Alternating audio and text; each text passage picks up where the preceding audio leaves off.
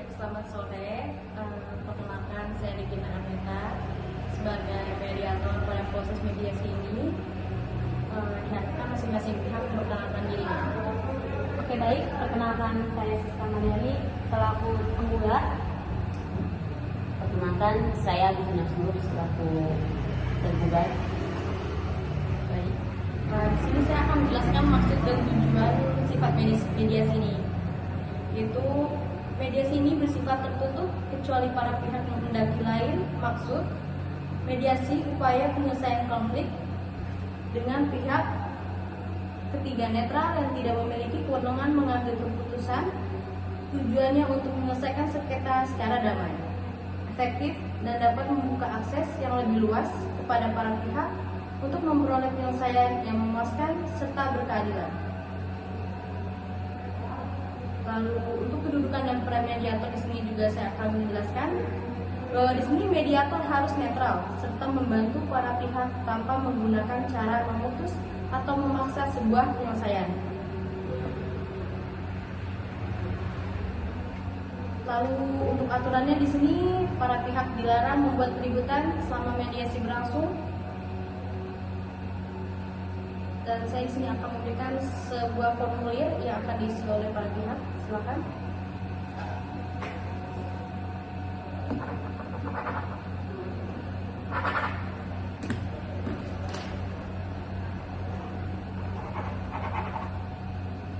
Baik, untuk pihak penggugat bisa memberikan formulirnya,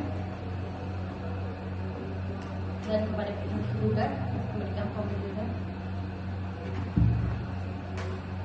Baik, saya sudah menerima formulir daripada dua pihak ini ya. Jadi bisa dijelaskan dulu oleh penggugat gimana nih permasalahannya. Oke, baik. Terima kasih untuk Ibu Mediator sudah memperbolehkan saya berbicara. Jadi sebenarnya ini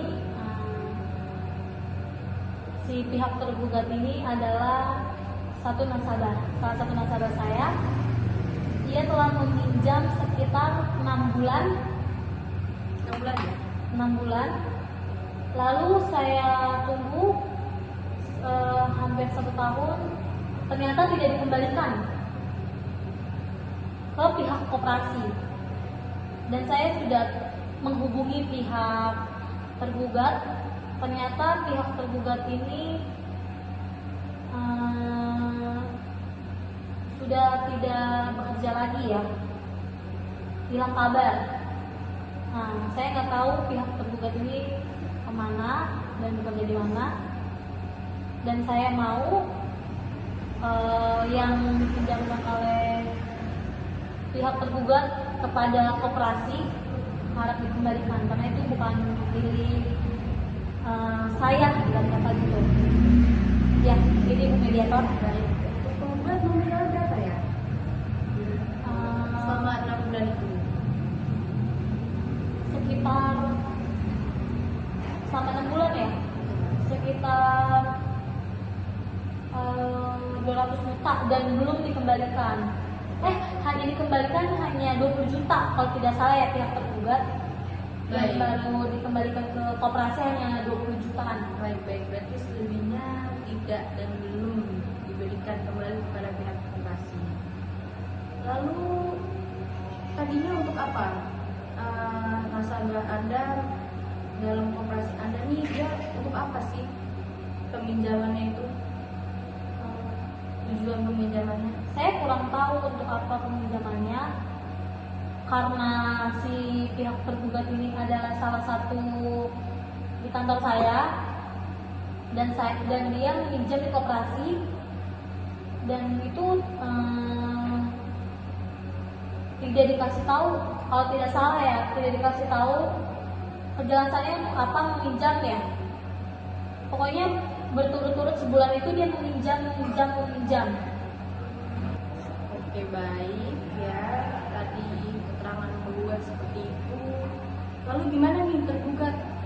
Tujuannya untuk apa dan kenapa sampai sekarang belum bisa dibayarkan cicilan koperasi kantornya tersebut? Baik, terima kasih Ibu mediator atas kesempatan ini diberikan kepada saya sebagai tergugat. Di sini saya menanggapi yang tadi sudah dibicarakan oleh pihak penggugat terkait dengan pinjaman di koperasi. Jadi waktu itu saya meminjamkan uang memang benar apa yang sudah disampaikan oleh pihak penggugat bahwa saya meminjamkan uang di koperasi berjumlah 200 juta dan saya sudah bayar 20 juta. Dan waktu itu saya meminjam uang di situ karena waktu itu saya ada membuka sebuah usaha kios. Jadi waktu itu saya meminjam uang di koperasi. Tapi pada saat usaha saya berlanjut, nah kios saya itu mulai berkurang ekonominya, sudah mulai berkurang menurun. Sudah mulai menurun. Jadi saya tidak lanjut untuk membayar cicilan uangnya yang saya sudah pinjamkan di koperasi. Lalu tadi seperti yang disampaikan penggugat, Anda dinyatakan sudah tidak terlihat di kantor sampai utang Anda pun belum selesai, Anda tidak terlihat. Itu bagaimana? Oh ya, jadi waktu itu saya lagi karena saya keluar dari kantor karena saya merasa bahwa saya jujur karena saya sudah merasa salah karena saya sudah tidak bayar utang saya yang saya sudah pinjamkan ke koperasi. Lalu bagaimana cara Anda menyelesaikan utang koperasi tersebut? Bagaimana cicilannya, sistemnya, sehingga hak-hak dari penggugat dapat terpenuhi? Untuk itu baik, untuk itu saya akan memberikan kesempatan memberikan pendapat dan memberikan restu juga untuk para pihak penggugat terkait dengan pinjaman uang saya. Saya meminta kepada pihak penggugat untuk memberikan waktu kepada saya untuk saya bisa menyelesaikan utang saya itu dalam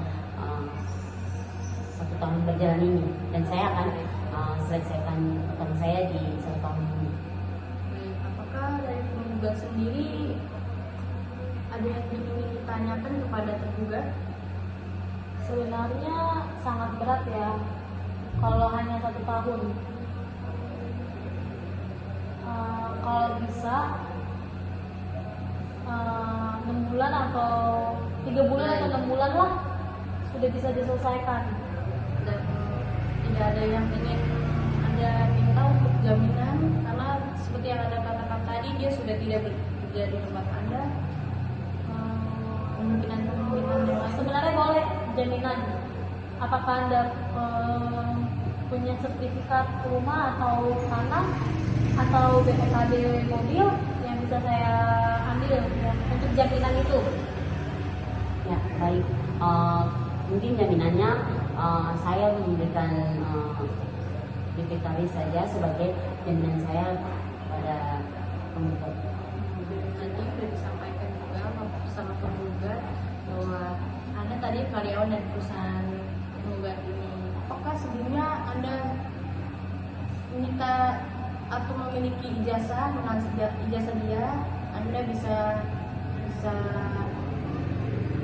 menggunakannya atau untuk jaminan kantor Anda kembali Kalau di jaminan, koperasinya? Kalau jaminan sebenarnya belum ada, tapi bentuk apa sih namanya, tergugat ini ngasih KTP saja untuk meminjam ya, kalau tidak salah KTP. Baik, tadi berarti keinginan dari tergugat untuk minta jangka waktu 1 tahun tidak diinginkan, tidak diinginkan oleh penggugat, dan penggugat keberatan dan menginginkan jangka waktunya hanya 6 bulan. Baik, dapat disimpulkan bahwa pihak tergugat akan memenuhi hak dari tergugat untuk membayar selama 6 bulan, dan waktu 6 bulan, dan menyatakan jaminannya berupa BPKB. Baik, untuk ini sidang mediasi kali ini saya tutup.